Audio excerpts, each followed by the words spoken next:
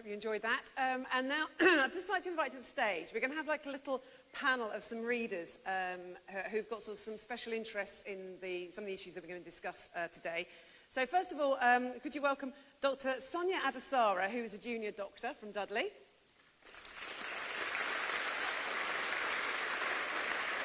Hi, just want to sit here anywhere you like.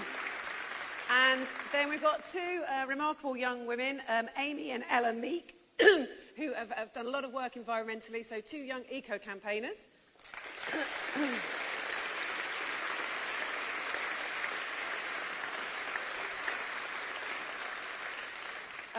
Zoe Pope, who's done some incredible work with her group, Birmingham Says No, and Zoe lost her son Courtney to knife crime in 2018.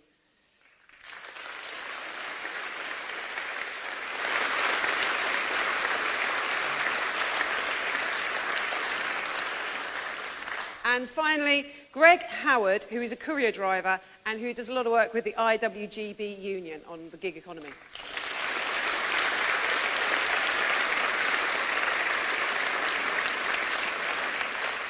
And now, the moment you've all been waiting for, here they come. Now, just so you know, there's a very strict order about which order the candidates come in, so they have to pull straws. And so it's been decided. So first up today, we have Keir Starmer. There he is.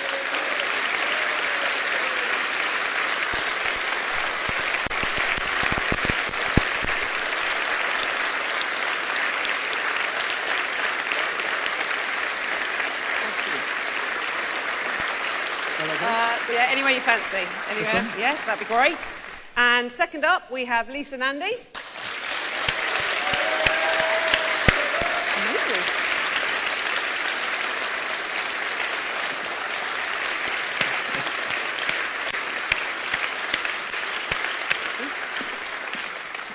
And then number three up, we have Rebecca Long-Bailey.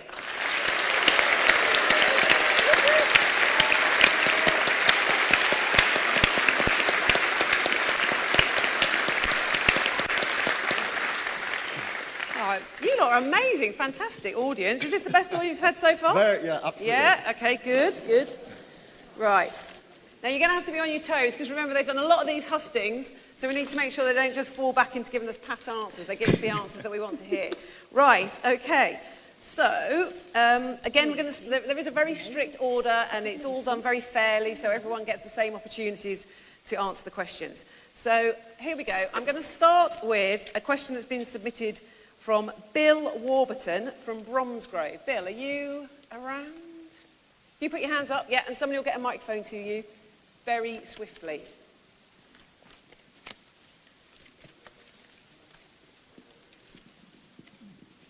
Hello, hello. Give me a minute. Right, crack on, let's see your question. It took me a bit by surprise. Oh, sorry. Could be any of you at any moment, okay? Right.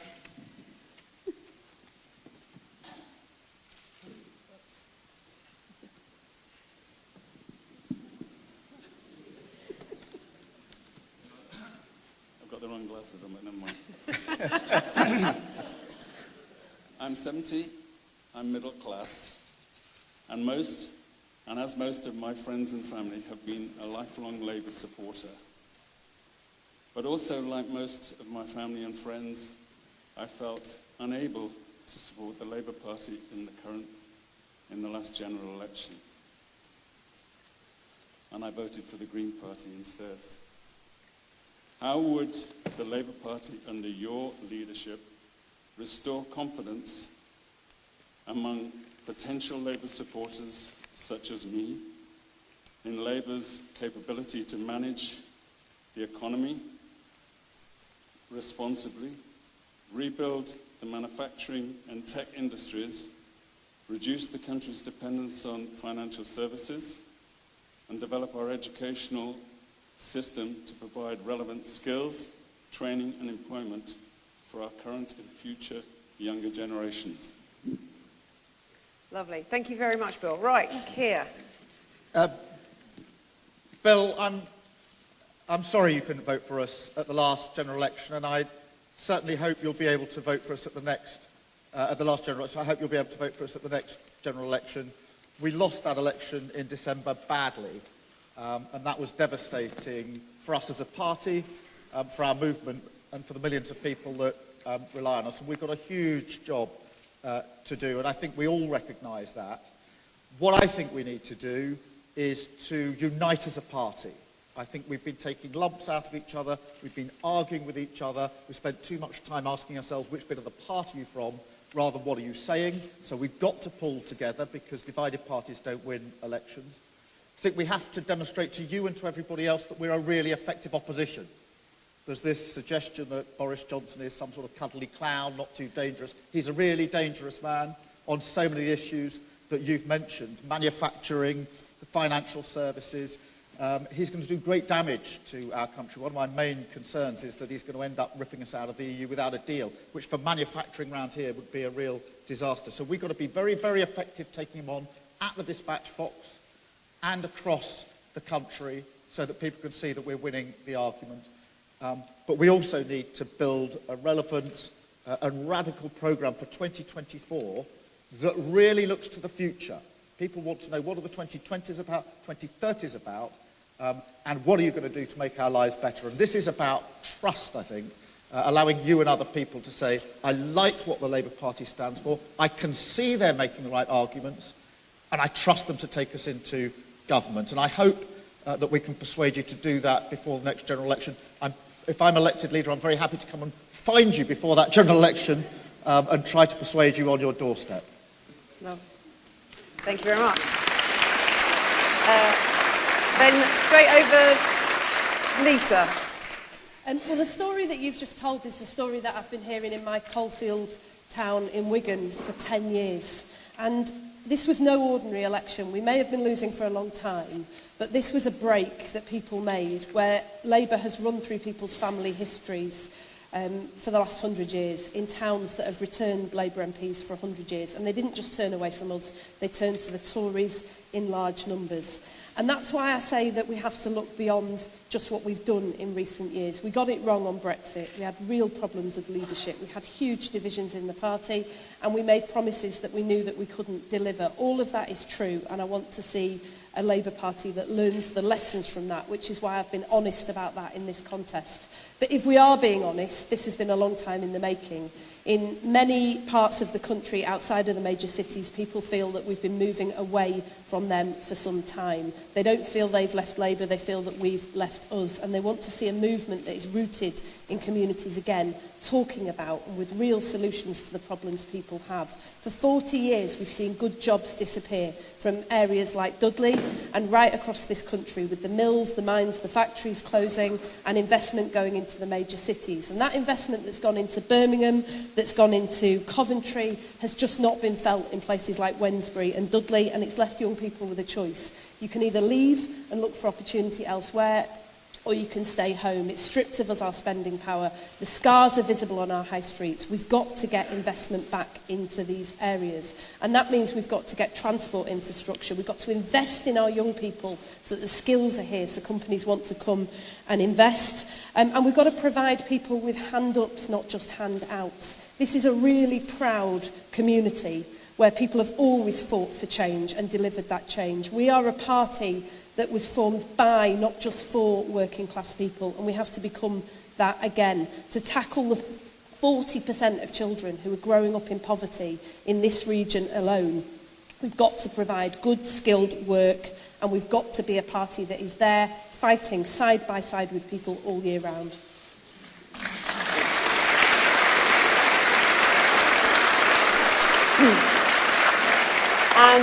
And Rebecca.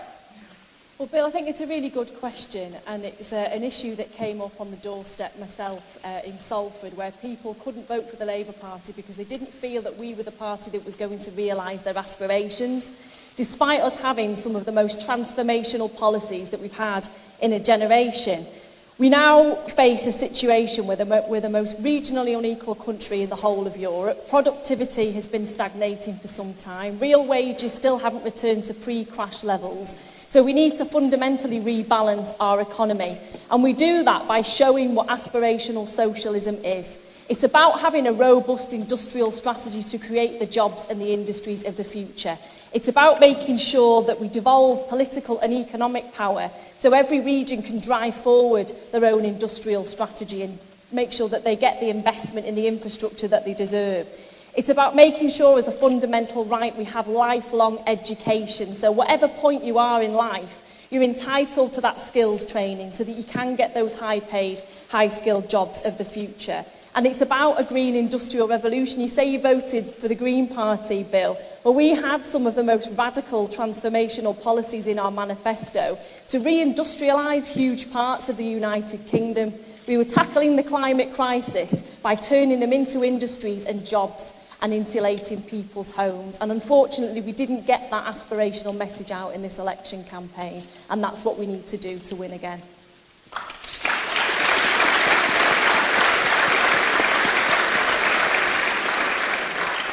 Great, thank you. Right, now we're going to go to Anne Phillip from Bridge North, who's got a question around climate change. Anne, there's Anne. Yeah, the lilac top.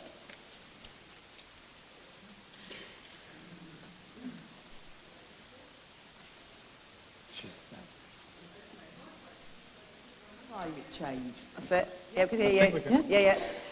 Do you have a development plan for climate change? And if so, please share 2 of both your short and long-term priority actions. Lovely. Thank you very much, Anne. Right. So now we're going to get into some specifics. So, right, let's start with Lisa this time. Okay, so first thing I think we've got to recognise is that we lost a general election, and because we lost a general election, our targets for meeting climate change have just got further and further away. So we've got to start by looking at the power that we do have. We are in power in many of the towns and cities across this country, and in Wales, where the Welsh Labour government is taking real action to combat climate change now. We've got to show the difference that Labour makes where we are in power. When I was the Shadow Energy and Climate Change Secretary a few years ago, I was very proud to work with 60 Labour councils across the country to help them develop plans using the power of the Thames to generate clean energy, underwriting solar schemes. And between them, they were cutting 15% off the UK's carbon footprint, even at a time that the Tory government, was taking us backwards. So we've got to lead by example, and we've got to make sure that Britain leads by example as well. I voted against Heathrow expansion because I just don't think that it's consistent with our desire to tackle climate change and the climate emergency. We've got to show that Labour's prepared to make those hard choices. We've got to lead by example too in relation to how we go about tackling the climate crisis. When it comes to dealing with climate change, Caroline Lucas is not our enemy. We need to go out and build a really big, broad coalition to deal with this. We need to hold the government to account for their actions. We should not be signing trade deals with countries that have not signed up to the Paris Agreement. We should use the power that Britain has in the world in order to leverage up standards and set us on the path to climate safety. And finally, I would just say this, is that as well as leadership, we have to take people with us. When I called for a green industrial revolution at Labour Party conference a few years ago, I got a standing ovation. I was really pleased, and then I went home to Wigan and found that people didn't have a clue what I was talking about. But what I'm talking about is clean energy jobs in towns like Wigan and Barnsley. It's home insulation in Warrington. It's better buses in Bassetlaw. We've got to show people that tackling climate change is about rebuilding the fabric of modern Britain, and that's how we'll build the movement that will shame the Tories into action. Great, thank you.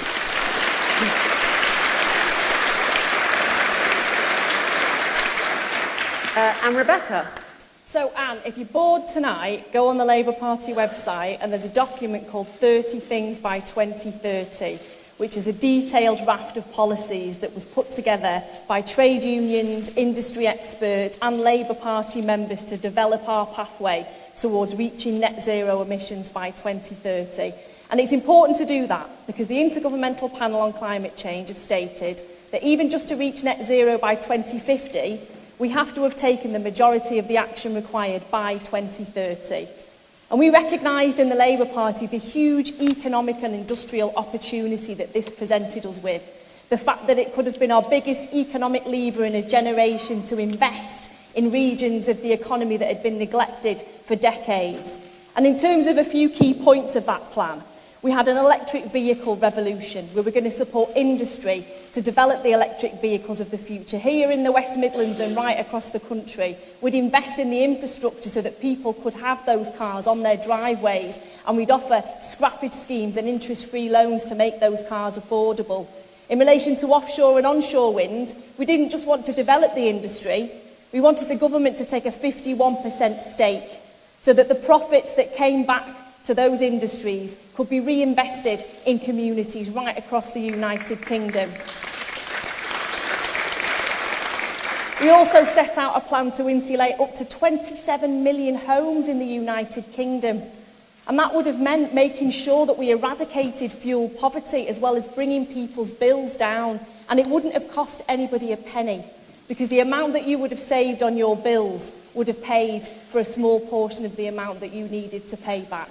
And that was one of the horrible things of this general election campaign, because this was an industrial revolution and we didn't sell it to the extent that we needed to. It would have brought jobs, and for every pound invested in the economy, £2 would have gone back to our exchequer in terms of taxes. So we've got to push ahead with this. We've got to pressure the government and build a movement outside of the Labour Party now, because time is running out, but we've still got time.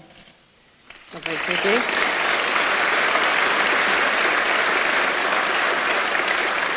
And Keir. And thank you for that question. The climate change emergency is the issue of our time.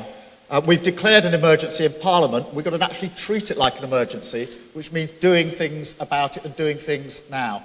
I think that means changing the argument. I don't think we can go on saying something is good for the economy but bad for the environment. If it's bad for the environment, it's bad for the economy. And that has to be the driving force through everything that we do at the moment. Obviously, it seems to me any investment decision now should be a green investment decision. We should look at green skills. We should be promoting the idea that private companies have real responsibilities here. They have to report into Companies House every year on financial impacts of what they're doing. Why not on the environmental impact of what they're doing? We need to change the rules. One of the costs of losing the last general election is, of course, we're not now in power. Otherwise, as Becky says, we'd be doing some of the things we promised. There's a cost to losing a general election, and that should keep us very focused on winning the next one. But there's lots of other work going on. Local authorities, I think 269 local authorities have got plans. We should support what they're doing. You've asked me specifically, or asked us specifically, about two things. So let me give you my two. One at a very local level, one at a much higher level. At a local level, Clean Air Acts and Clean Air Plans. The air that our children are breathing and our older people are breathing is killing them. And if the stats were out there every day, it'd be front page news. We need something that puts in concrete terms our commitment to clean air. On the bigger scale, I think it's time that we made the argument, and I would do this as Labour leader and hopefully Labour Prime Minister, that we need stronger international agreements. Because whatever we do here, we need stuff done globally. And I think the Paris Agreement is all very well, but for me it's not strong enough. So I'd want to lead a much stronger global response on this to bring the whole world together. I was very pleased in that Heathrow judgment in our courts the other day. Firstly, they came to the decision that they did on Heathrow, but secondly, it's the first court decision in the world that's taken the Paris Agreement seriously and said that they were the determining issue in that. And there has to be a lot more of that. So local action, national action, but we've got to play on the international stage here as well.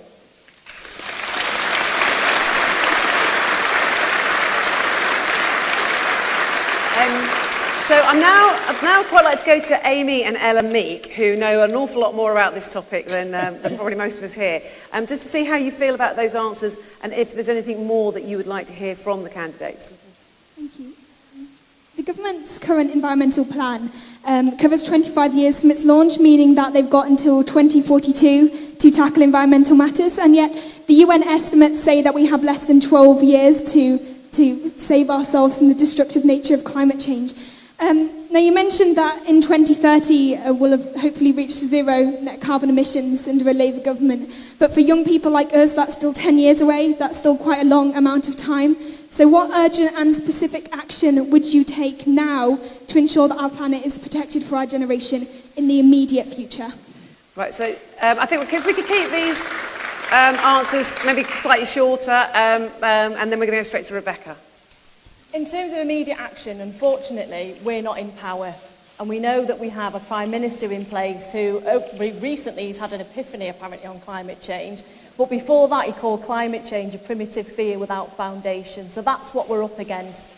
So what we need to do now as a Labour Party is start building a movement. Yes, we work on a cross-party basis. Yes, we work with campaigners like yourselves. Yes, we work with businesses and industries to encourage them to avail of the huge economic opportunities that a green revolution would bring. But we need to get the government to take dramatic action now because we are running out of time.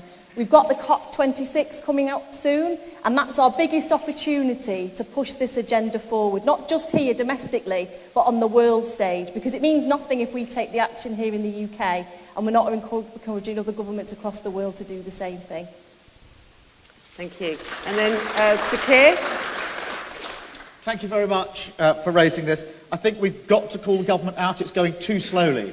All of the experts are saying they're going too slowly. They're slowing down. So just as the world is saying you've got to speed up your action on the climate emergency, our government is slowing down. And we've got to call them out on that. On the specific action that we need to push them on and we need to encourage with our local authorities, I think it's cars, cars, cars and homes, homes, homes. You know, for zero carbon, we have got to get to grips with what we're doing with our cars. We've got to move quickly to other forms of fueling our cars with electric. I mean, there's a lot of work going on not far from here on electric cars. That needs to be speeded up because at the moment it's expensive and we need to change the way that we are using our cars, and homes need to be insulated in a completely different way so that they're energy efficient. It is possible with technology to have a home that can be energy efficient, and that means no electricity and no gas really needed to heat that home, and we need to make sure that all new homes are to that specification. So I think we need to push the government, but we need to be very, very specific about what we're pushing them on. Lovely, thank you. And then to Lisa. So, three things that we could do straight away. The first is that there's a phrase by the economist Diane Coyle that says, run the country like the future matters. And I think we need to mainstream that through everything that we do in the Labour Party and as the official opposition over the next 4 years. I saw when I was in the voluntary sector working with children and young people before I came into Parliament, how the creation of a department for children, schools and families really made a difference for some of the most vulnerable children in the country. But the reason it made a difference is because Gordon Brown, as Prime Minister, decided that was his number one priority, and he took the lead on making sure that that was mainstreamed through every single decision that was made in every single department about keeping children safe and helping them to thrive. So I would set up my shadow cabinet like that, so that there wasn't just somebody who was responsible, like Becky, who's done a brilliant job on green policies, but that we mainstream these all the way through every single department.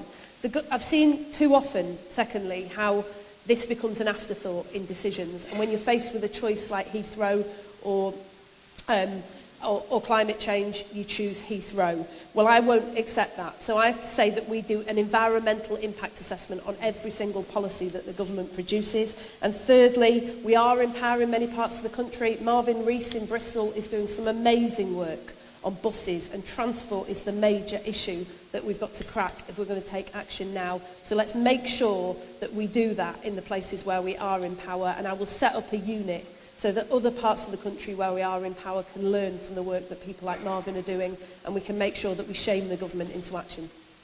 Great, thank you.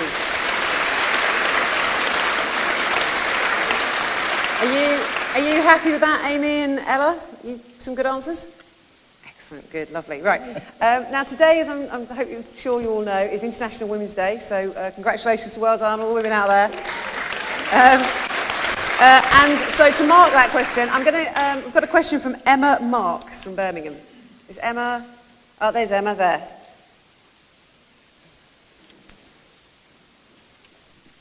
Okay, I didn't write my question down, so if it's not word for word. Keir Starmer is the one man standing between the first female Labour leader. Why should women vote for you? Vote for Keir. And according to my calculations, it's Keir's turn to start. So here we go. Well, thank you very much for that. It is International Women's Day, and let's celebrate not only today, but for the whole year and year on year. I think the theme this year is Each for Equal, Yeah, that's which right. is a Bum challenge sign, for yeah. all of us, particularly men, because it asks us, what are you going to do for each for equal? And that's the way in which I've approached this as an ally of the feminist movement and a feminist myself. It is true, of course, that we're all standing here making our pitches for the future leadership of the Labour Party.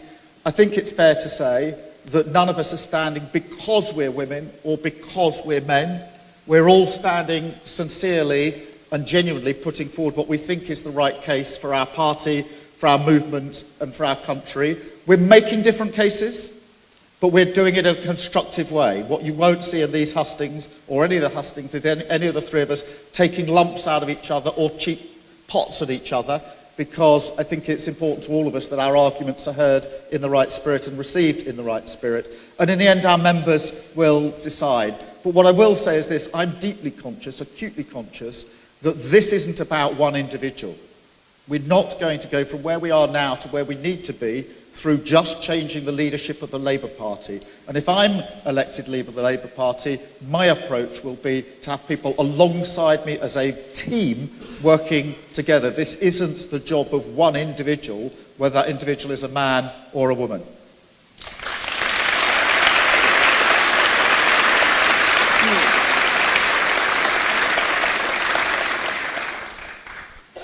Sorry, and now on to Lisa. Sorry. So let me try and defend Keir on this as well, because That's kind of because all three of us on this stage are feminists, and in 4 years' time we are going to work together tirelessly over the next 4 years to make sure that we get Boris Johnson out of Downing Street and get a feminist into Downing Street, and that is the commitment from all of us on this stage. Having said all of that, I do genuinely believe that representation matters, and I've started to understand that more and more in the decade that I've spent in Parliament. When I put myself forward for this contest, I was told by a lot of older male MPs that if only I had a bit more parliamentary experience, perhaps they could support me. I've been in Parliament 10 years and spent 5 of those on the front bench, including in the shadow cabinet. I think we've got to start calling this out for what it is. It's misogyny, pure and simple, and we've got to break that in the Labour Party. And it does matter too, because I've seen quite often how it's women who advance the situation for other women in Parliament. Margaret Bonfield, our first cabinet minister, female cabinet minister, was who got us legislation to tackle the appalling treatment of shop girls. It was Barbara Castle who stepped forward and opened the door to change when the Ford machinists went out on strike. It was Tessa Jowell who gave us Sure Start, and it was Yvette Cooper who uncovered the fact that 86% of the burden of austerity had fallen on women. And I really worry about the fact that when I came into Parliament 10 years ago, I used to say to girls in my constituency, you must stand, and now I hesitate when I say it, because I see what has happened to the level of our public debate and public life. And I want the situation for them to be better, not worse, than it was for me when I was growing up.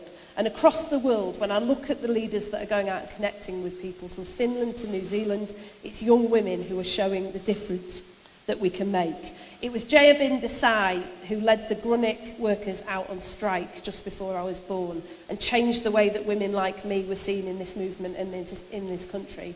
And she said to those managers, we are the lions. This is the moment, I think, and now is our time to roar.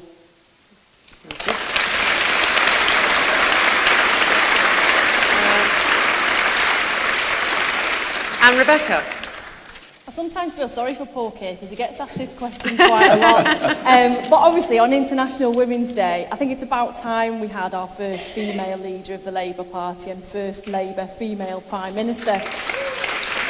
And that's not because I'm a woman, it's because of what I believe in and what I will deliver as a Labour leader. Now we know that 86% of the cuts over the last 10 years have fallen on the shoulders of women. We also know that the gender pay gap has not been dealt with properly, and it doesn't look as if it's going to be rectified anytime soon. But these are symptoms of wider economic problems that we all face across our society, and in remedying those problems, we don't retreat back to the centre, we don't scale back our ambition, we need somebody with the answer to those problems, the big ideas. And it's important to remember that we've only ever won general elections when we've had those big ideas, that vision of the future.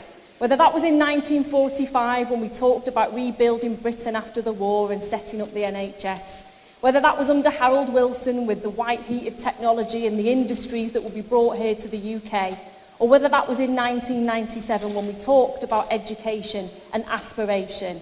Well, I've got those big ideas. I've been working on them for the last 4 years, all the way through from detailed industrial strategies on our steel sector, all the way through to retail, our green industrial revolution, reforming corporate governance to end the short-term drive towards profit above the long-term quality of people's lives. I've got the answer to those questions, and I know that that's what it will take to win the next general election.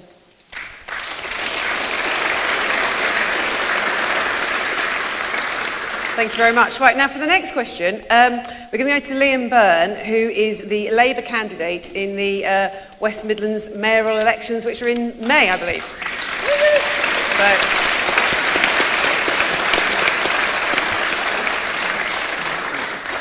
Thanks very much, Alison. Liam Byrne, proud to be Labour's candidate for Mayor of the West Midlands. Folks, after 3 years of a Tory mayor, we've got the slowest growth in the country, unemployment that's going up, we're building 80% fewer council houses, and our congestion is grinding our region to a halt. Our Tory mayor cares so much about International Women's Day. At the first hustings to mark International Women's Day, he ducked it and refused to show up. We can't go on like this. That's why we in this room are determined to make sure that in 60 days' time, on May the 8th, whoever is elected Labour leader, you walk into a Labour West Midlands where we have thrown the Tory mayor out of office. But so really my question to you is this. How do you make sure, how will you help us, not only to win the West Midlands and throw out Andy Street, how will you help us fight for the budget and the investment that we need to help bring back the green manufacturing jobs of the future? We led the carbon revolution here in Dudley. We now want to lead the zero carbon revolution, but we need to get on with it, and we need your help, giving us the tools to do the job.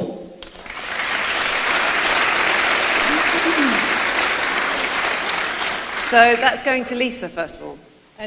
Thanks very much, Liam, and I was really, really delighted to see you start this campaign with so much energy. I mean, you've basically been on the campaign trail for a really long time, haven't you? But it's been amazing, actually, because through that campaign, you've been telling the stories of how much better this region could be with better political representation and what a difference Labour will make here. And that matters because we've got to go out now and recover our ambition after our worst election defeat since 1935 and show people that Labour is there in our communities, at the food banks, like you've been doing for the last few months, and for longer than that as a Member of Parliament here, championing this community and reminding people of this great, proud region and what has come from this region, the industry, the manufacturing, the engineering, the history of this region and how much better it could be again. So first of all, I've been telling those stories about the difference Labour makes during this campaign, because this doesn't start on April the 4th, it starts now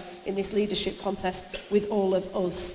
I've been out campaigning with local candidates in this campaign as well, because we haven't got time. We've only got a matter of weeks when this contest is over, and we've got to get on the ground running. I want to see local areas have real resources in order to be able to decide how those are spent and run the campaigns that they need to run. No more dictation by the Labour Party from central London about the resources and the campaigns that you can run. We will give you real power to be able to do that.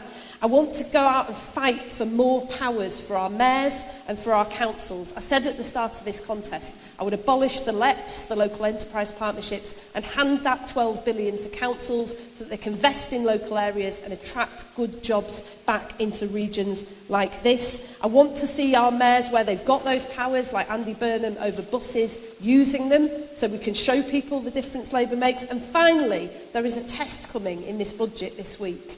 And those Tory MPs who've inherited these red wall seats will have to prove, when Boris Johnson fails our communities again, we will put them under pressure and say, who do you stand for? For Boris Johnson and the Tories, or for the constituents who just elected you to Parliament? Let's go out and take the fight to them and make sure that we win.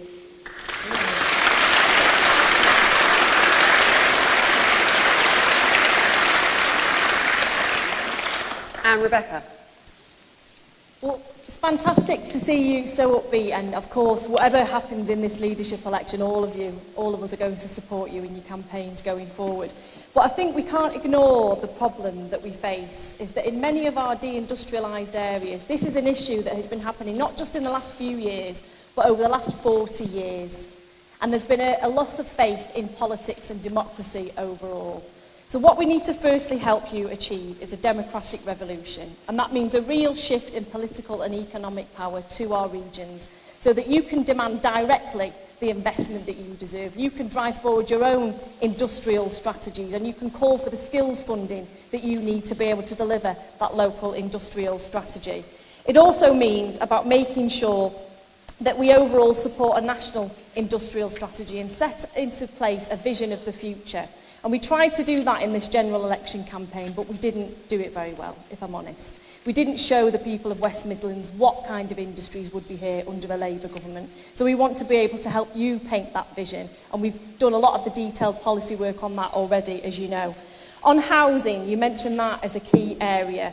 And I think all of the candidates now need to start making clear demands to the government for large-scale investment in council housing, so that regional authorities can start to build at least 100,000 council homes a year. And that involves at least £10 billion worth of direct government investment to be able to do that. So we should start making the argument for that very, very clearly from day one.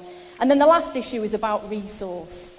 We know that the Tories are trying to park their tanks on our lawns. And we can't be complacent about this. We know that they're already setting up constituency offices and regional organisers in areas where they've broken down the red wall already. So we need to go toe-to-toe with them. We have to be ruthless. And that means making sure that all of our campaign resources go into these local elections as if we were fighting a general election. It's that important. Thank you. And Keir. Thank you, Liam. Lovely to see you. I think this is a real question about leadership and style of leadership. What I won't be is a leader of the Labour Party who sits in London having a conversation with you at distance and telling you what I think we ought to be doing. I'll be standing with you here and fighting with you here. And this is the way that I do business. This is my fourth trip to Dudley because I've wanted to listen. 2 of them have been in this campaign, 2 of them before the campaign, 1 of them dedicating to talking to communities in Dudley about immigration. We're at the Upper Gornal Pensioners Club having that conversation, because I knew that I would only be able to engage, connect and persuade people in Dudley and across the region if I had come and listened to what they had to say to me. So my whole approach would be to stand with you and to be with you. And I've been across the regions dozens and dozens of times, talking to communities, going into the businesses that really matter. You mentioned manufacturing. There's been a fantastic manufacturing revival in some of the region. It's been a fantastic thing to see, but it's now in jeopardy, and we need to make sure that we properly understand that. There does need to be a budget that's, I think, pushed and administered regionally. I think that there's far too much power in Westminster and Whitehall, and it needs to be closer to people. Every conversation I've had in this region with communities has come back with the same 2 or 3 key demands, which is we need better infrastructure and money and transport in our region. We need jobs with dignity and secure jobs, and we want decisions about us made closer to us. That is a very compelling case, and it's a case that I'd be prepared to come and argue with you, but I'll do it with you. I will listen. And I'll come, the first thing I'd actually do is sit down with you and ask you what you want from the leader of the Labour Party on the 4th of April as soon as this is over. And I look forward to coming and campaigning with you, and I look forward to the celebration when we actually win. I don't know what that was, presumably an act of great support. Oh, I don't know. That's right. Okay, that's right. Thank you. Lovely, thank you. Right, now I'm going to go to a reader panel and to Dr. Sonia Adesara, who's a junior doctor, and you live here in Dudley. What's your question? I don't live in Dudley. Oh, you don't? No.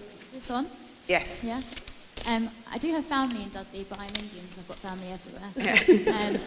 So my question is, so I've been working in A&E this winter, and sometimes it does feel that apart from me and the patient, we're the only things left that have not been outsourced. So an example, our patient transport service was outsourced to a parcel company. And despite the workers in this company working really hard, it did feel as if the company didn't quite understand that patients were not parcels. And often many of my elderly patients would be waiting hours, sometimes 5-6 hours, to get picked up by the service and then getting dropped off home in the middle of the night. So we know that outsourcing in our NHS has been happening since the 80s through successive governments, Labour and Tory governments. So I'm keen to get the panel's views on this, particularly the structure of our NHS, the market structure, and I'd like to know their vision for the NHS under their government. And Sonia, can I ask you a question? I'm just interested in how you feel our NHS is going to fare with the coronavirus that's now upon us.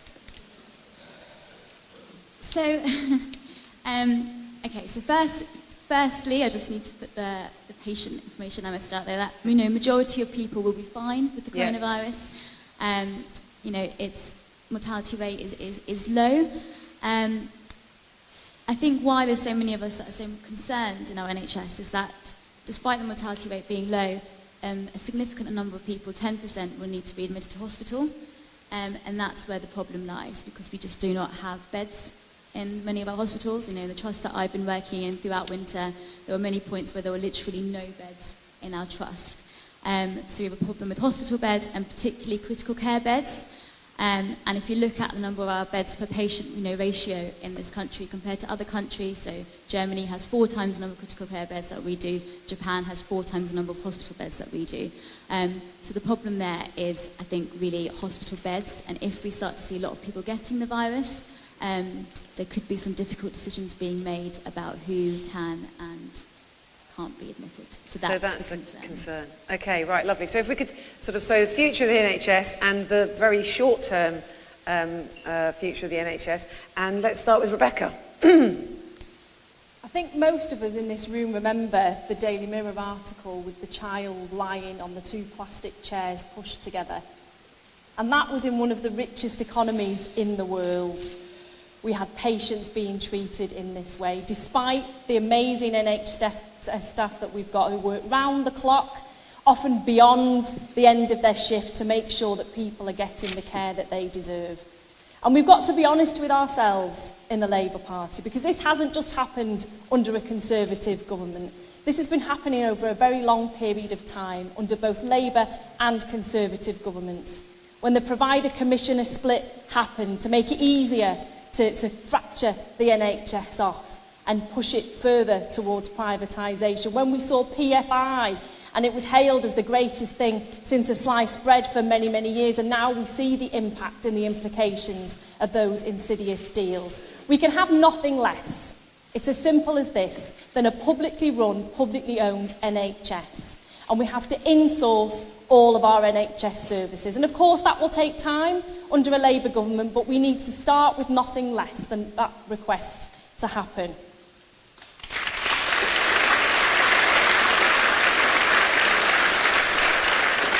And Keir.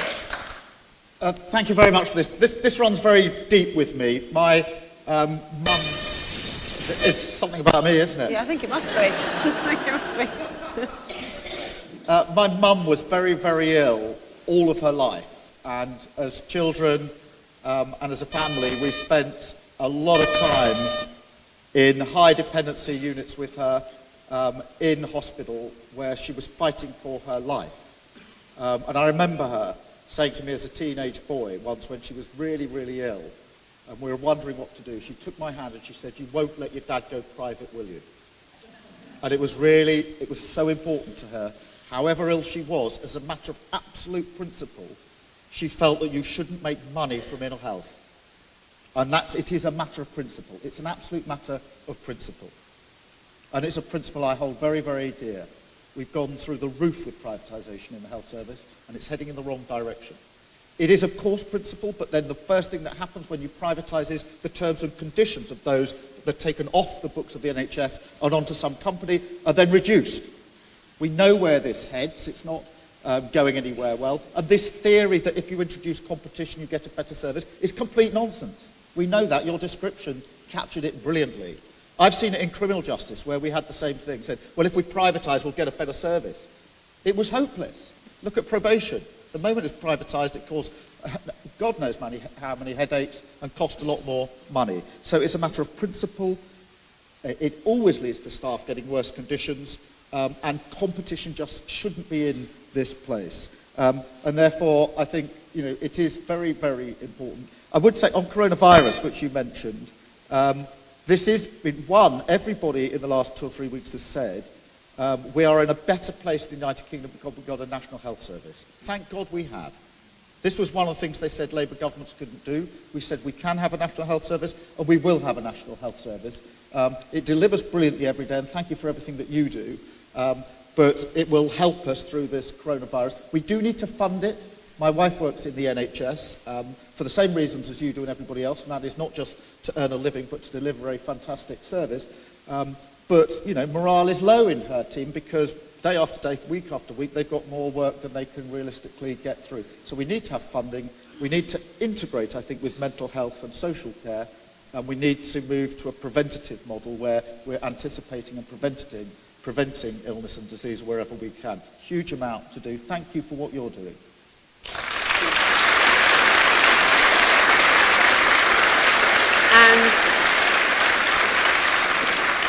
And Lisa. You made me laugh at the start because I'm half Indian as well, so I have family everywhere. Probably in this room, I would have thought. My mum keeps turning up at these events, which is a bit worrying. She's scoring me out of 10. I still come. Keir's still asking for a vote.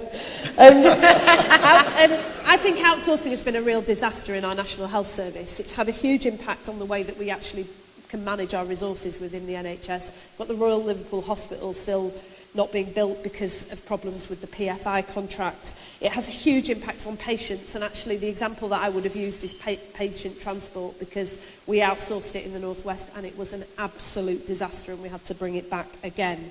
It has a huge impact on staff as well. Morale is at rock bottom. Every time I walk into my local hospital, I can feel it. People feel they're under attack from their own government, which is a sense I haven't had since the 1980s. But also, quite often, when you walk into a local hospital, you find porters, cleaners, security staff, nurses, all working for a different company, which means they can't even organise to get the terms and conditions that they deserve. And this really matters to me personally as well. My stepdad died a few years ago, and it was a really, really tough time for our family. And there was a Macmillan nurse who came to see my mum and said to her, I'll be here for you while this happens, but I'll also be here when it's over. And it really made every bit of difference to me and my family.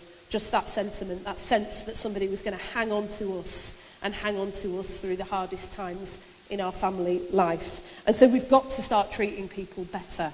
And I stood on a picket line last summer with nurses, with porters, cleaners, caterers, administrators from my local hospital who were being outsourced because the financial targets that the Tories have set up mean that you have to cut and cut and cut, and if you don't, you get more fines. And they were being outsourced to a private company because there's a tax loophole that says that you don't have to pay VAT on your staff if you put them into a private company. They have designed the system to take it out of public hands. And we fought that campaign over a whole summer, and we won.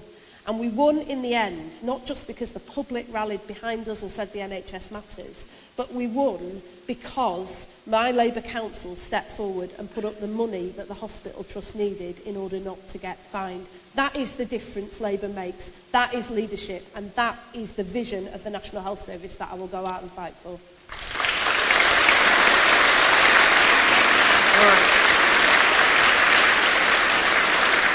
Okay, so we're going to turn from health to education, and we've got a question from Daniel Guest from Dudley. Where's Daniel? Oh, right, near the front. Hi. So I'm currently a student at the University of Birmingham, but I was only able to achieve this through a range of widening participation, programmes and scholarships to help overcome my own cultural and economic deficit. Although I'm incredibly grateful for this, I recognise I am one of the lucky few to achieve these programmes, and I often see myself as simply a statistic in one of the prospectuses or online websites.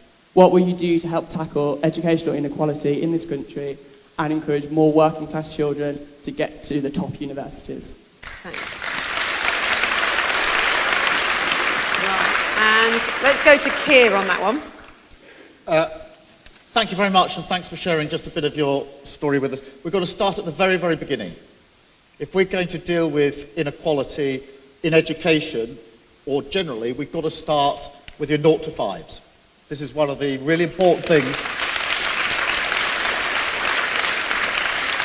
that Sure Start made such a difference. It was one of the great things of the last Labour government, putting in that support for 0 to 5-year-olds, and all the evidence suggests that that's the most important time for investing in children if you're going to tackle inequality. Once children get to school, we also need proper funding. The funding has come out of our schools. It's absolutely shocking. Every school has had to get rid of support staff, and that is at a cost. And most schools, state schools now, are asking parents to contribute on a voluntary basis because they simply can't afford what they need. And when you take the support staff out, you make the teaching staff's job 10 times more difficult. It's not just any old support staff. Support staff are in there for all sorts of children who need that support. And one of the things the Labour Party put in was learning mentors, people who went into primary schools in particular to work with children who didn't have learning difficulties but had difficulty learning because of the circumstances they were living in. Made a huge difference, and they've all been stripped out. This is tragic. It is a complete moral disgrace because there's a whole bunch of children who haven't got the support they need going through. Then, I don't know how long we've got, special educational needs is shocking.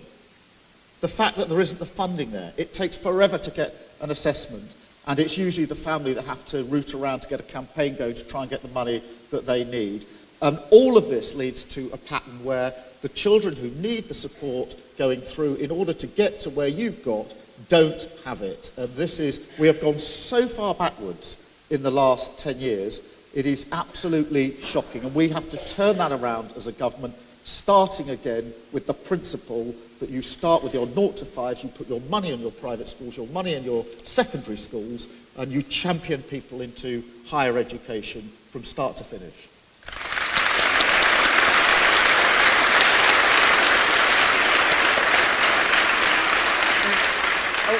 Okay, and Lisa. One of the worst things that the Tories did when they first came into power was Michael Gove. And I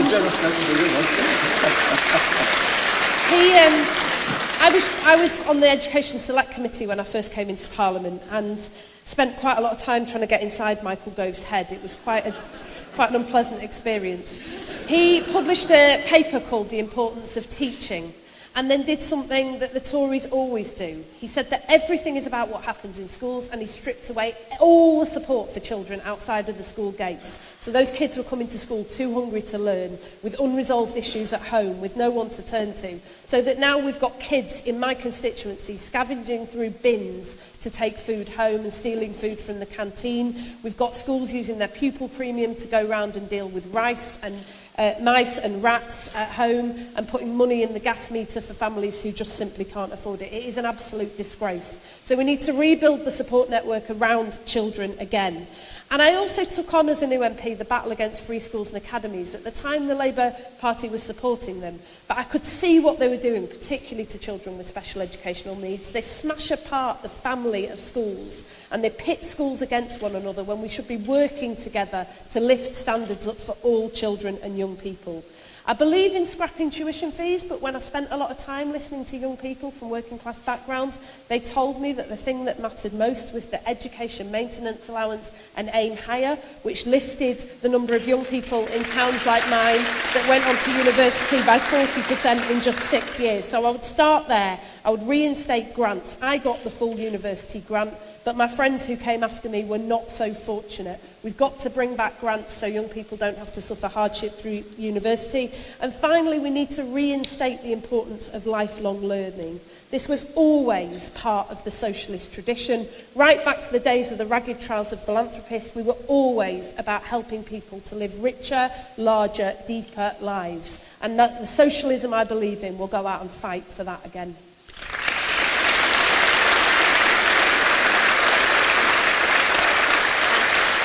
And Rebecca. Firstly, thanks for the question, and well done for going after your dreams and not letting anybody stand in your way, because unfortunately, aspiration is a lottery in this country.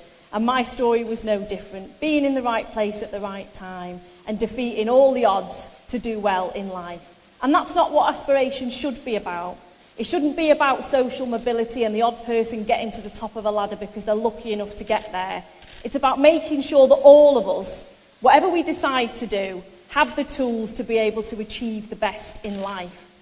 And to start with universities, I would scrap tuition fees and I'd also bring back the grant. I'd restore the educational maintenance allowance to encourage people to stay in long-term higher education.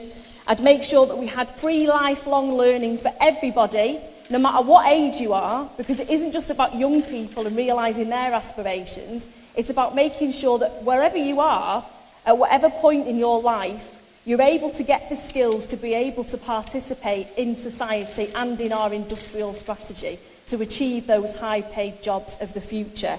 And lastly, it's about our schools themselves, who've suffered savage cuts over the last 10 years. And many schools in this constituency, and indeed my own, will have had letters going home to parents asking for funds to pay for books. Asking to pay for books. Now that is an absolute scandal. So we've got to reverse the cuts. We've got to respect our teaching profession and make sure that they have the pay and the support that they deserve to bring the next generation on to its fullest potential. Because education is the greatest gift society can give to anybody. But it shouldn't be a luxury. It should be a fundamental human right.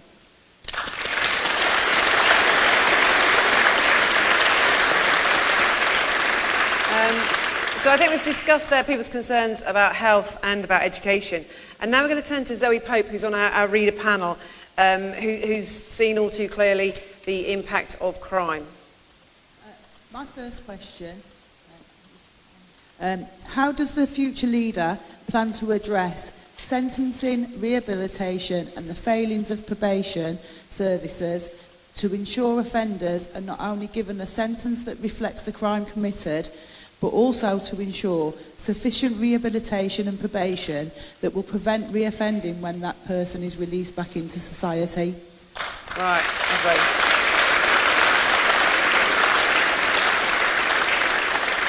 Right, so and that one I think goes first to Rebecca.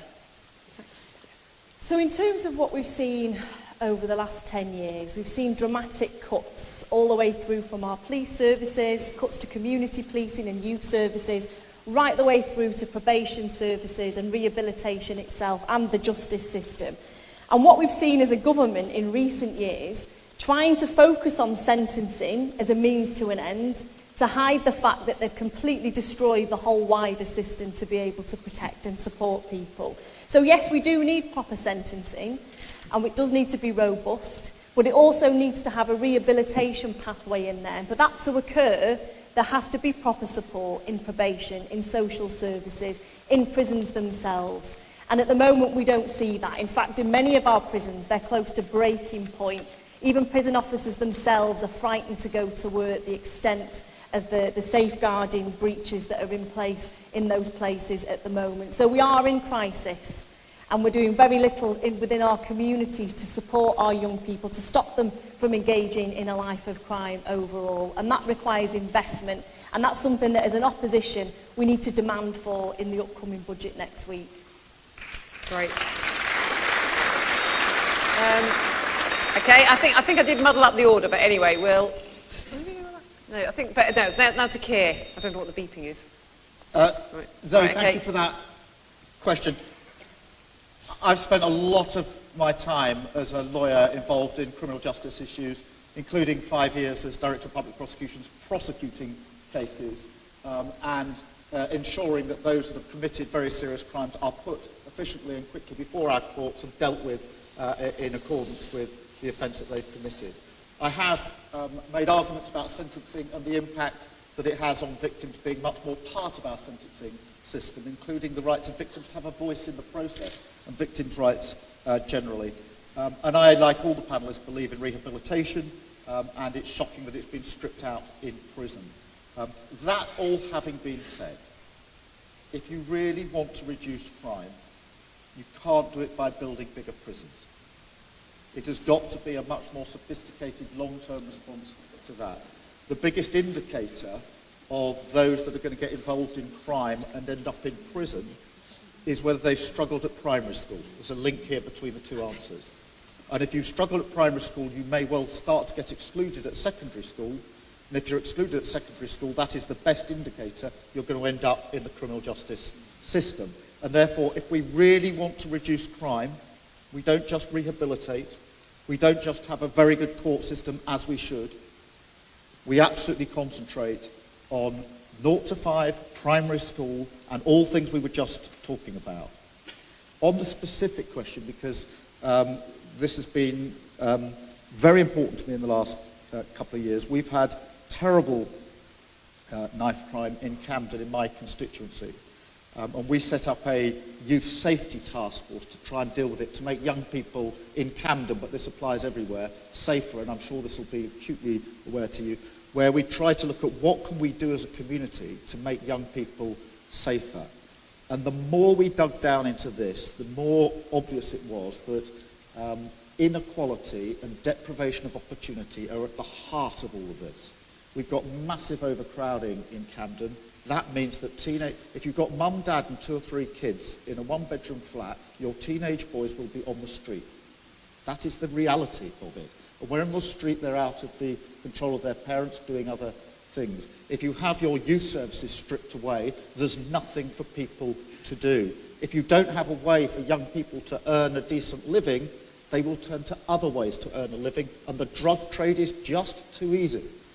And we have to, I think, come to terms with all of this. We need to ensure that schools are equipped to deal with young people who are on either end of awful crime. It is something that is going to take much more than a very good police response, which of course we need, a very good court response, which of course we need. It's actually looking again at how we deal with young people in the round. It's a very, very serious question. I would love us not to keep going around the same circle, because we go round and round and round. We have got to understand, if you want to reduce crime, put your money in your children and young people and give them the chance not to get involved in crime themselves and not to create victims who then, and their families, who have the most profound impact on them. And I've sat with victims of every sort for many, many, many hours of my life, and I've learned something from them every single time.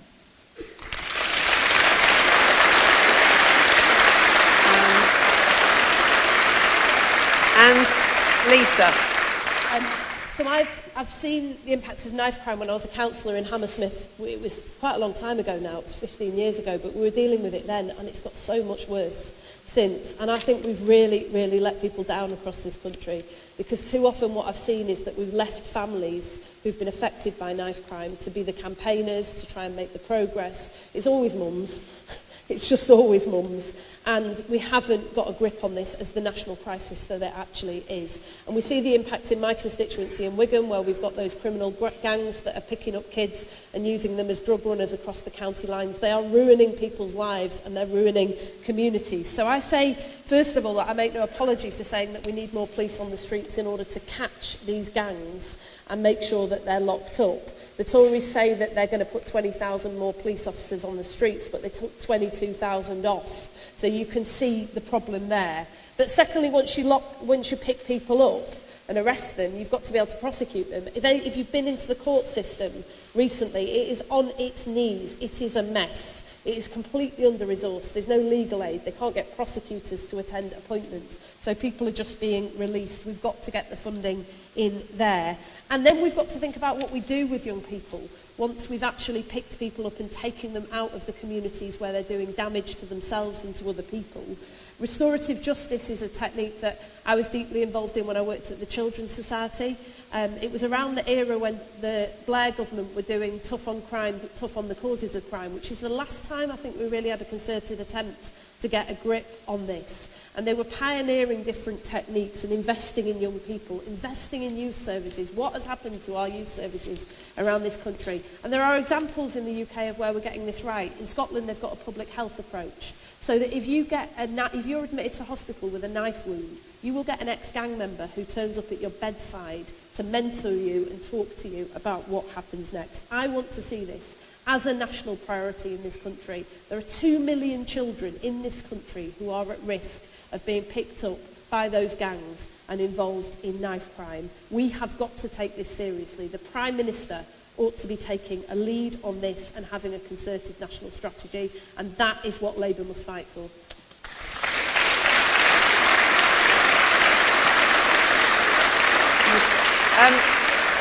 We're starting to run out of time, so I'm just going to quickly go to Greg now, if that's okay, who works as a courier driver and is going to talk a little bit about insecure employment. Is it on? Yes. Okay, so as a gig economy worker and activist, I would like to see enforcement of employment law taken seriously. Businesses' approach, such as Deliveroo's, towards employment law is more often than not, let's avoid it from day one, make workers sign contracts to deprive them of their rights, and let's fight them in the courts, and when one does try to bring a case. And when the company loses, they just issue another contract, forcing the worker to then relitigate. We can fight from the picket lines, but ultimately it's a battle of resources which workers will keep on losing unless the government steps in. What are you going to do, critically, from the initially from the opposition benches, about this absurd situation which has been ignored by government so far? The gig economy is destroying lives and leaving workers destitute, and it has to change because the gig is up. Good.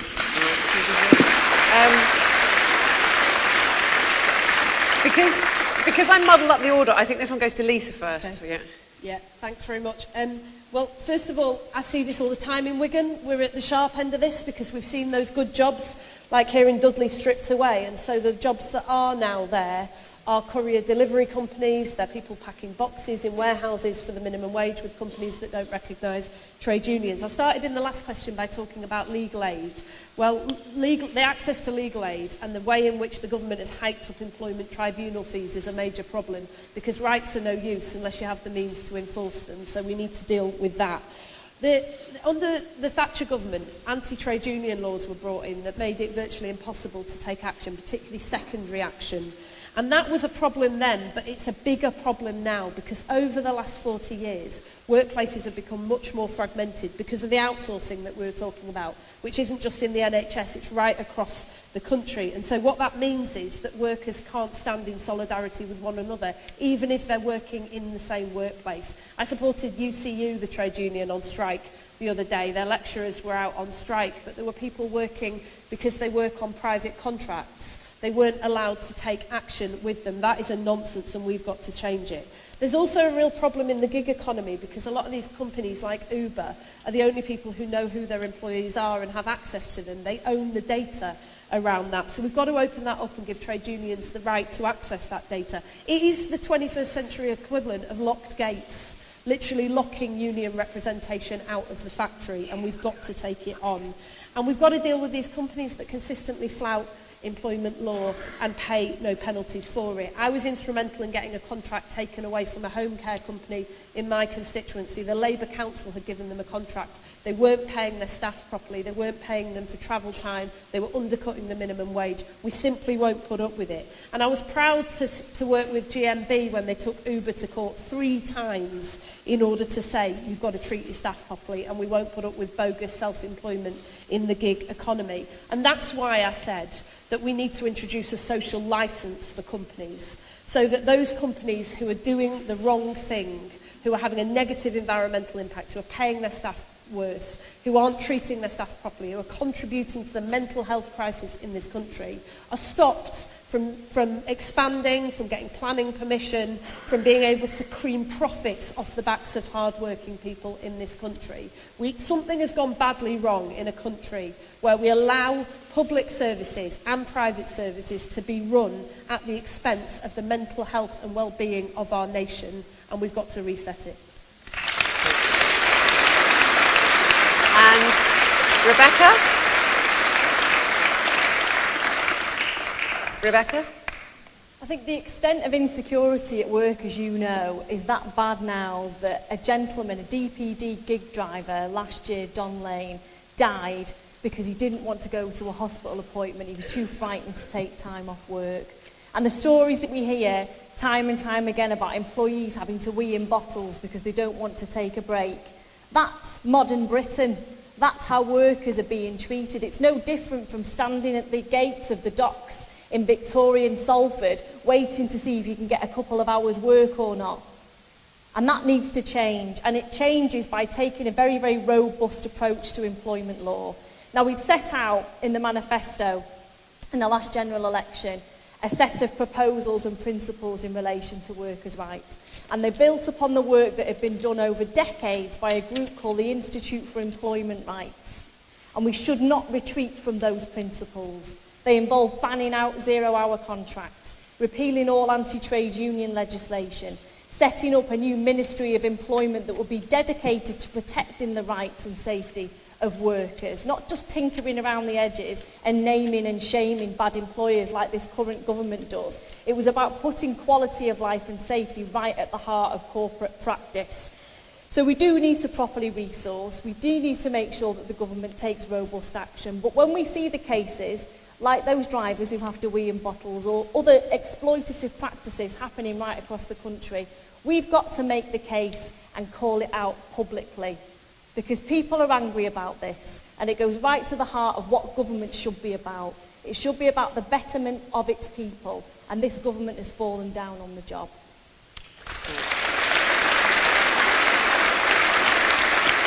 And Keir. Thanks, Greg. The Labour Party was created 120 years ago, and sometimes when we talk about the gig economy, it seems like we're back where we started.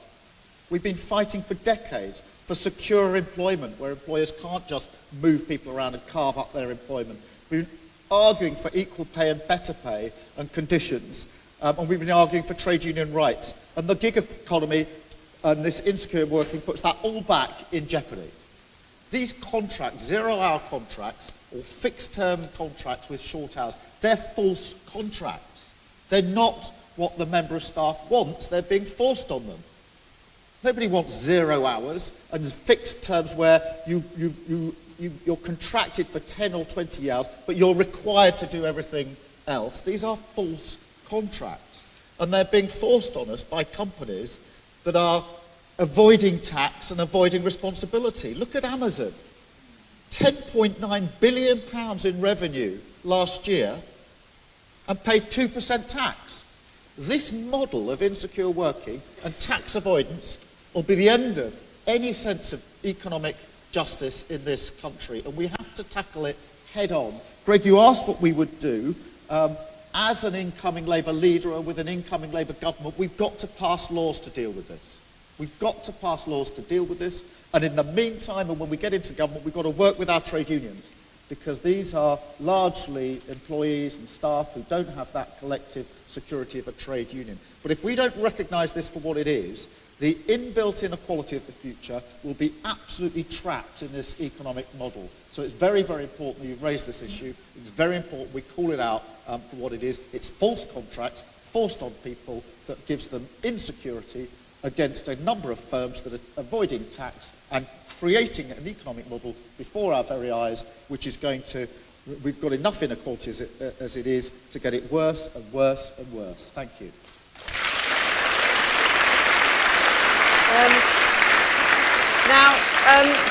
Before we wrap up, a couple of days ago we asked each of the candidates which question, more than anything, they actually wanted to hear the others answer.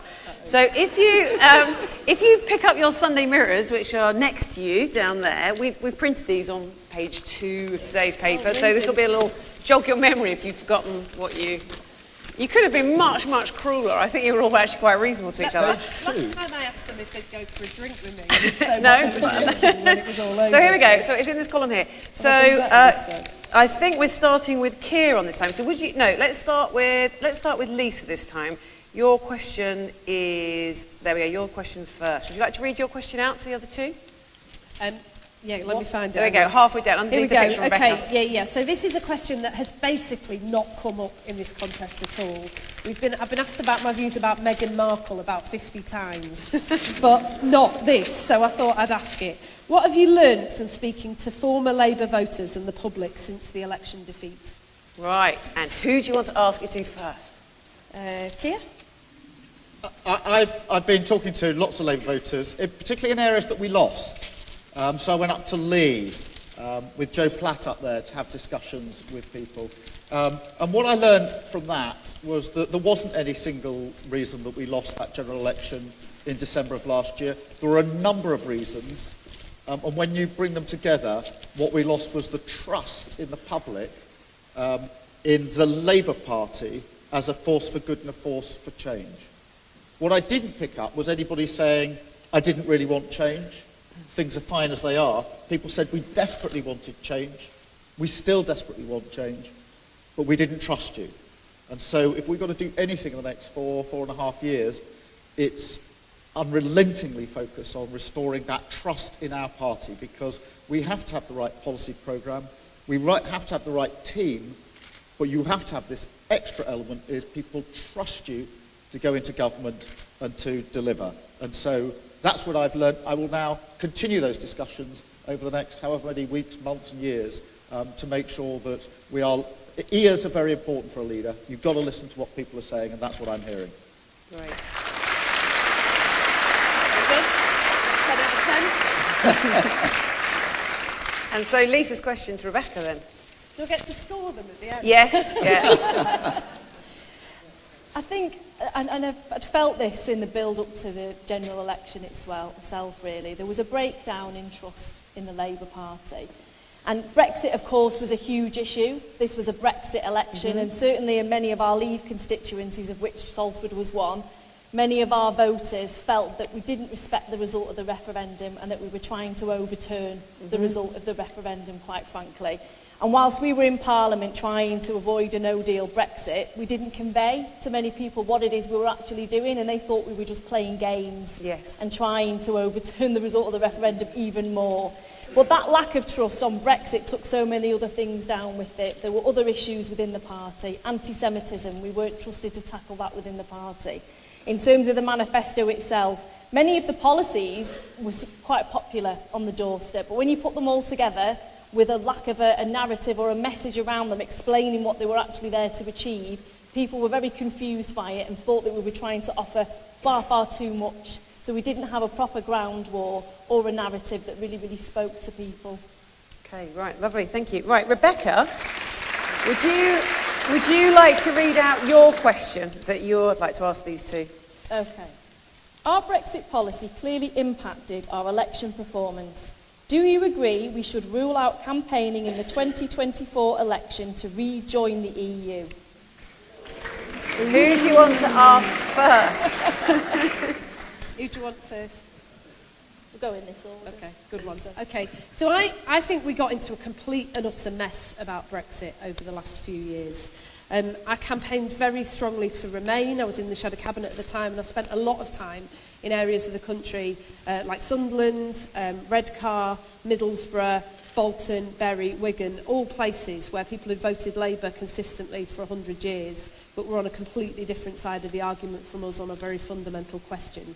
And it's how I came to understand actually that phrase "take back control" had a resonance that went back way, way beyond this.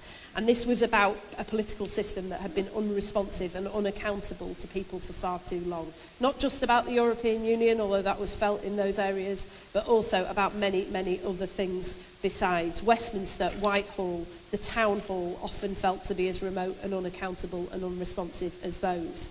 And that's how I came to understand that this was deep and it was serious. And when we went out and said that we would respect the result of the referendum, we should have done it. We promised it in our manifesto in 2017, and I went out and stuck my neck out and fought for a Brexit deal, even though I was threatened with expulsion from my own party for doing it.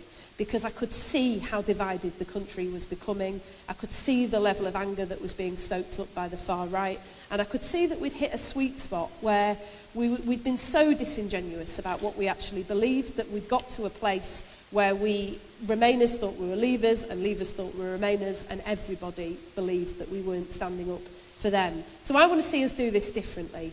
And in the next few years, I think we've got a real battle on our hands, but it's not the last battle. That's the problem we had over the last few years. We were fighting the battle we'd already lost, and we weren't thinking about the battle we should have been in, which was to get a good Brexit deal that protected jobs and close political cooperation. The next battle is to win the argument that our future lies with Europe, outside of the European Union, but cooperating closely on the climate crisis, on the refugee crisis, on jobs and trade and investment and high standards that we've fought for in this labour movement for the last 100 years. That is all at stake now, and we have to go out to the country, not stand behind the dispatch box and pronounce to Boris Johnson, but get out to the places where it's hard, here, back home in Wigan and right across the country, and win that argument with the public.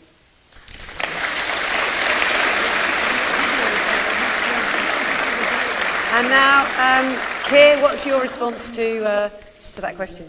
Well, in 2016, I campaigned and I voted for Remain. Once the result came, because I'm an internationalist, I profoundly believe in cooperating, collaborating across borders, whether that's on trade or anything else. It's in my DNA. But once the result came in, I led the argument for the Labour Party from the front bench on why we should accept Article 50, and I voted for it, because I thought it was the right thing to do, because the referendum had gone against me, and the Prime Minister should be allowed to negotiate a deal. 2 years later, she came back with a deal, and it was a lousy deal, a really, really lousy deal. We put up, I don't know how many amendments to get a deal across the line about the customs union, about the trading arrangements. I don't know how many times we tried. But we couldn't get it through because we'd lost the 2017 general election. Theresa May came to us for cross-party talks 2 years too late, and after she had said she was leaving office. And we all knew who was coming next, and we couldn't get an agreement in those circumstances. And therefore, this suggestion that there was some easy course that could have been taken by the Labour Party, some alternative, brilliant course that we weren't taking, is just wrong. We were trying to get a deal that was good for our country. We were trying to protect ourselves from what Theresa May and Boris Johnson are going to do. When Boris Johnson put his deal on the table on Super Saturday, I voted against it, because I think it's a very bad deal. And I said at the time, this is going to end in no deal or next to no deal. And if you read the white paper he put out 2 weeks ago, that's exactly where it's going to end. Of course this was tricky for us in this general election, and everybody wants some honesty, so let's have some honesty. Firstly, it wasn't the only reason, and if people think that but for Brexit we were cruising to victory, then I'd tend to suggest that they weren't out there campaigning with the teams. The other thing I'd say is this. The only other two really alternative positions we could have had in the manifesto is to say we'd have had a customs union and single market, close economic relationship, and all of the media would have said that's the equivalent of Remain. And then we'd be having this discussion saying, Keir, we should never have taken that position because people thought it was the equivalent of Remain. Or we could have said, oh, we'll support Boris Johnson. We'll vote for his deal. And then this discussion would have been, but you gave in to him and you didn't put up any opposition.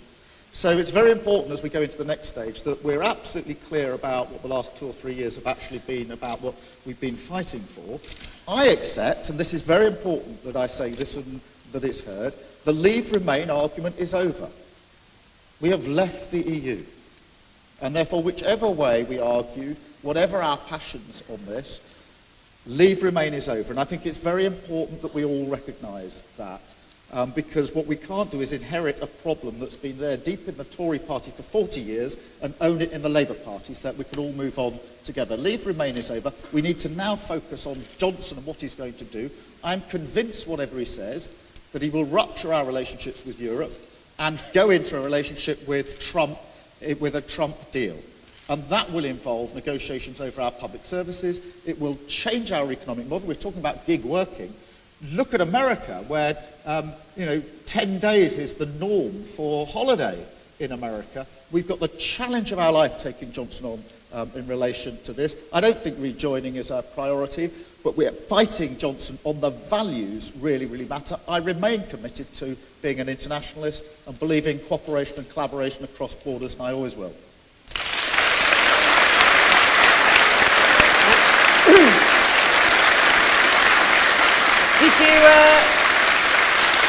Did you feel you got your answers there?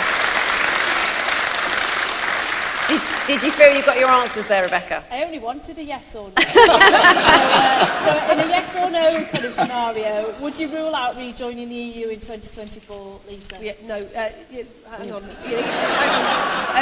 I would rule it out. Rule it out. We haven't got the option. We've lost that right because we didn't take the deal that ticked every box that we had about protecting close economic and political cooperation. We refused to do it.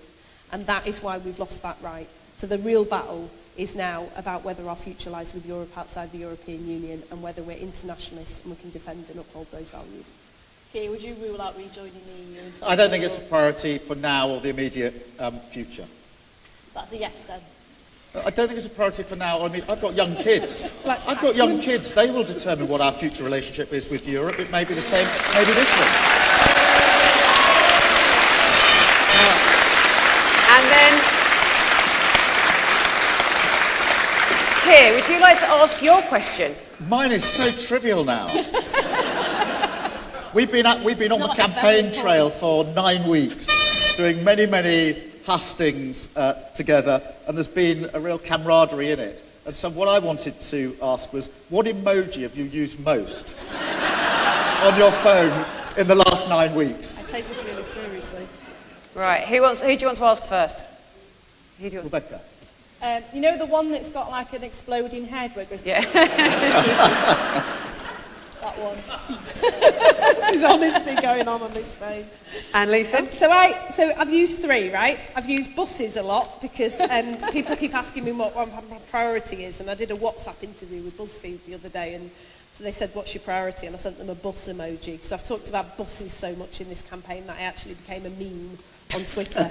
And I've used that flame one quite a bit because we came into this contest thinking nobody's actually run a successful campaign to become leader of the Labour Party since 1994, because the job isn't just to win the party, you've then got to go out and be in a position to win the country as well.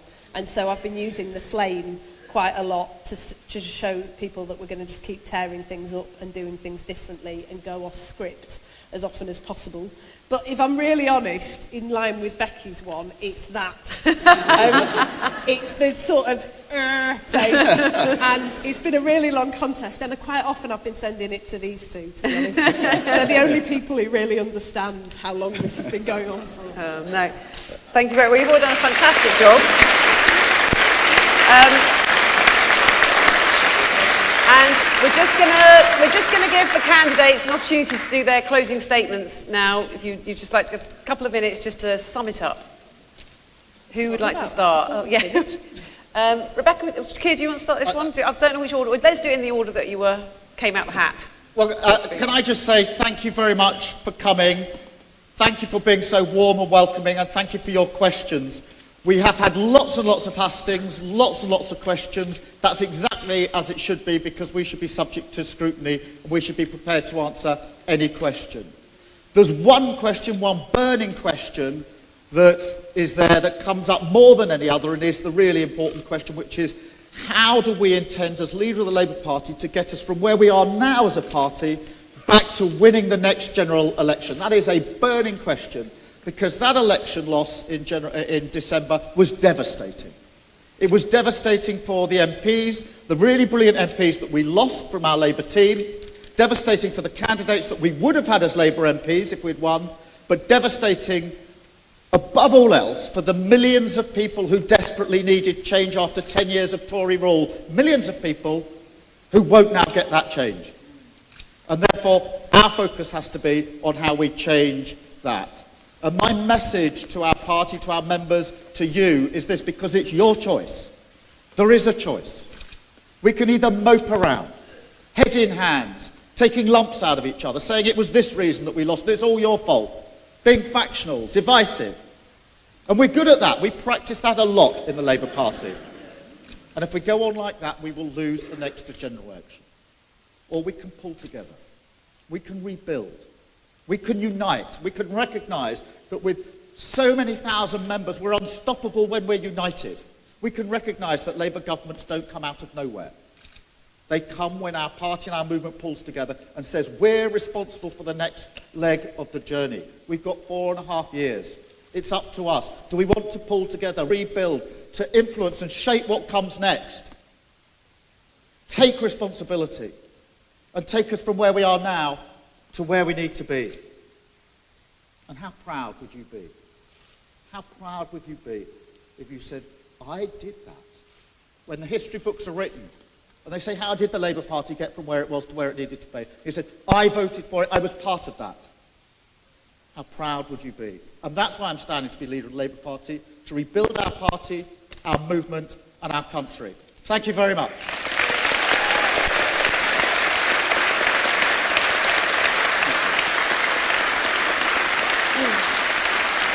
Right, Lisa?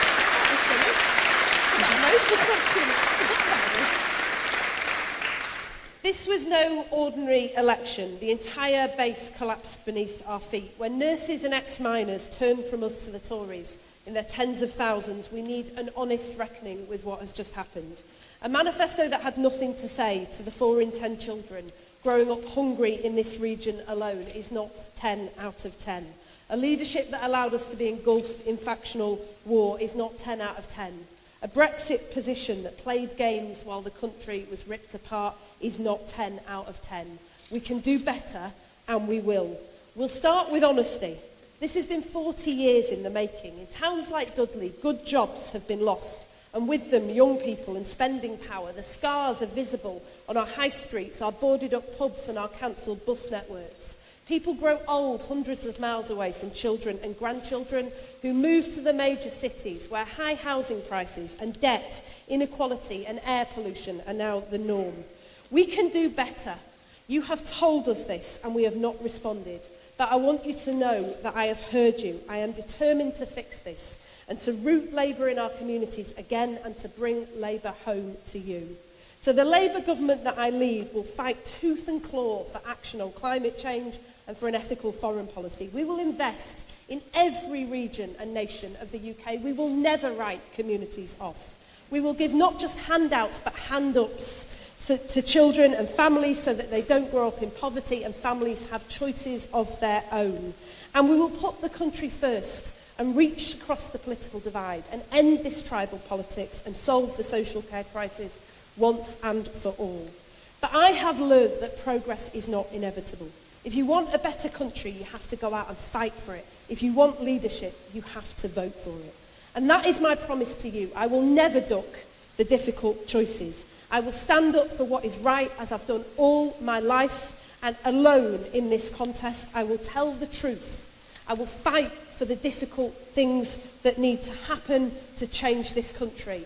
I will do it with courage and with honesty, because this, in the end, is the only way to change Britain.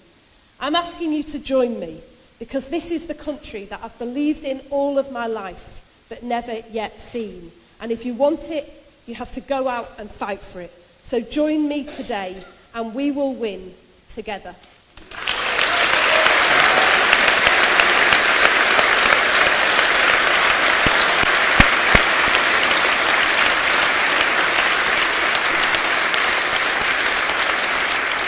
And Rebecca. Thank you. Now, I know how devastated many of you were on election night, because you knew what another 4 years of Conservative rule would do to your communities. But more than that, it shook your very beliefs to the core.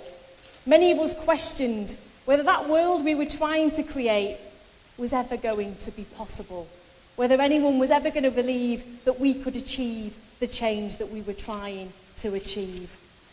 But scaling back our ambitions is not going to be our path to victory. It's going to be a path to surefire defeat. And after a decade of savage cuts and over 40 years of deindustrialisation, we need to rebuild our fractured economy with a proper industrial strategy.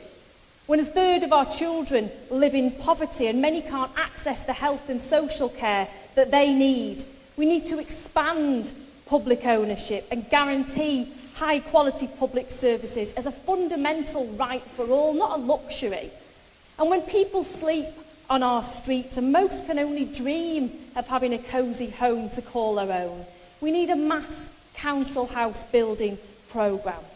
And when our planet is dying, we owe it to our children to tackle the climate emergency with a Green New Deal, turning that social mission into jobs, industries and better homes. And I talk about all of these things because they're the building blocks of aspirational. socialism. And we say in Salford, we've got a motto, the welfare of the people is the highest law. And it drives everything that I do as an MP.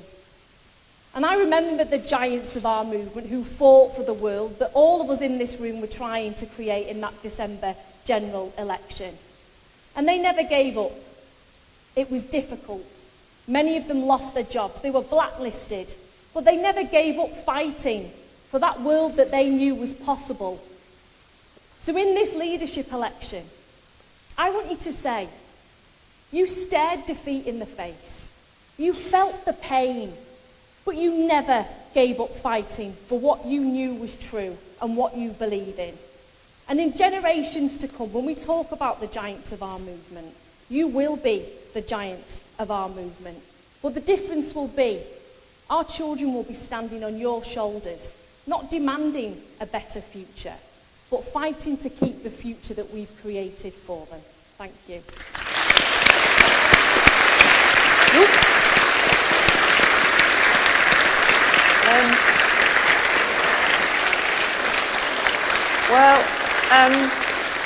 We hope you've all enjoyed that. I think they're all pretty fantastic, actually. Just a show of hands, how many people feel more inspired and confident about the future of the Labour Party after being here today? Oh, well, you've all done well then. That's great. And we've got some little thank yous. We've got a Beck to the future. There we go. Thank you very much. We've got a new lease of life. And we've got Storm Force. There we go. So, big round of applause. Well done. Thank you very much.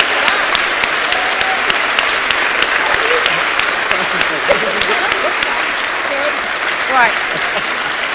Thank you also to our panel. They've been absolutely fantastic today. And to all you for coming. And if you come back at 2 o'clock, please come back at 2 o'clock. You've got time for a quick sandwich, get back, and then we can do it all again for the deputy leaders. Thanks very much. That's brilliant. That's right.